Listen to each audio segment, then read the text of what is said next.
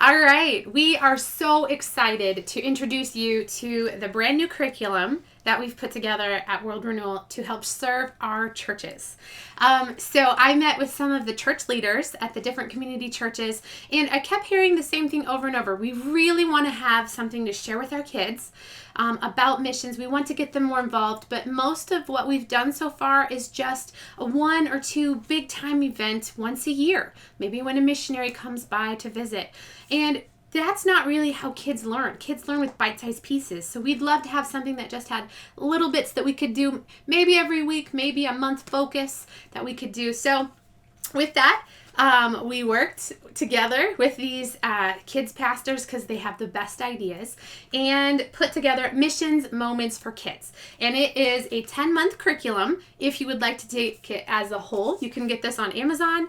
But it's also completely free on our website. So you just go to worldrenewal.org/kids and you can download the complete curriculum or just go month by month. Because sometimes we know that there are certain things that work for what's already going on. And the basic setup is every month has 1 page to explain what's going on that month to the leader, and then 4 different pages. They could be take-home pages, they can be teacher leadership training pages. They have a box in them that has information, and then another box that has questions to talk about with the kids, and then another box for prayer together about that subject. So the first 3 months we have is about basically an introduction to World Renewal, explaining what a missionary is, what it's like to be a missionary, and then giving to missions, getting involved, why it's important, why do we do missions at church. The next 2 are specifically for Brazil. I'm the representative for Brazil, and that's really where my focus is, but I would love to work with the other representatives with other countries to help them put this together. For example, like Haiti, covering, introducing what it's like in Haiti, and then the orphanages in their ministry. So we have a month just explaining about the basics of Brazil. It's really hard to explain the whole missions if you're not sort of explaining that it's in a completely different culture, context, and language. Many times, different language. Then we have a month about living stones and why it's important, why we do it, why it works. The next 3 months, month 6th, 7th, and 8th, is specifically connecting and building relationships. So month 6 is about using kids cards with Living Stones, so getting to know one of the Living Stones children, and taking a whole month for that. So like getting to know them, praying for them, writing them, and even translating your letter into Portuguese. And then 7 is taking prayer cards that you have for your missionaries. So you could do this actually. If your church supports 10, 12 missionaries, you could do this for 10, 12 months, taking the prayer card, making sure you have enough copies for each of your kids to take home and pray for, and really get to know that missionary family, talking about what it might be like for their kids, especially missionary kids. Hey, they have a lot of really awesome experiences, and they have a lot of difficult struggles as well.